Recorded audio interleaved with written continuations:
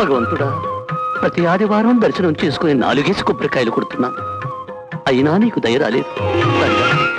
ప్రతి శుక్రవారం పచ్చి మంచినీళ్ళైనా ముట్టుకోకుండా ఉపవాసం చేస్తున్నాను. అయినా నీకు కరుణ కలగలేదు. రంగా, పాండురంగా, నేను నేనేమడిగాను? మేడలు అడిగానా? ఫారిన్ కారులు అడిగానా? ప్రమోషన్ అడిగానా? అవన్నీ అడగలేదు కదా. కేవలం ఉద్యోగం చేసుకునే అమ్మాయిని అడిగాను. అది కూడా పవిత్రంగా, సంసారపక్షంగా పెళ్లి చేసుకోవాలని అడిగాను. ఇచ్చావా? లేదు. చూపించావా? లేదు. సరే కాసుకో. మానవుడు తలుచుకుంటే ఏమైనా చేయగలడనే నినాదాన్ని నిరూపిస్తాను. సృష్టికర్త అయిన బ్రహ్మదేవుని పీఠం గజగజలాడేలా, స్థితికారకుడైన విష్ణుమూర్తి డబుల్ కాట్ మధుశేషుడు పాలసముద్రం అల్లకల్లోలమైపోయేలా, లయకారకుడైన పరమశివుని నివాసమైన ఫుల్ ఏసీ కైలాస పర్వతంలో మంచంతా వేడికి కరిగిపోయేలా చెబుతున్నాను మీద.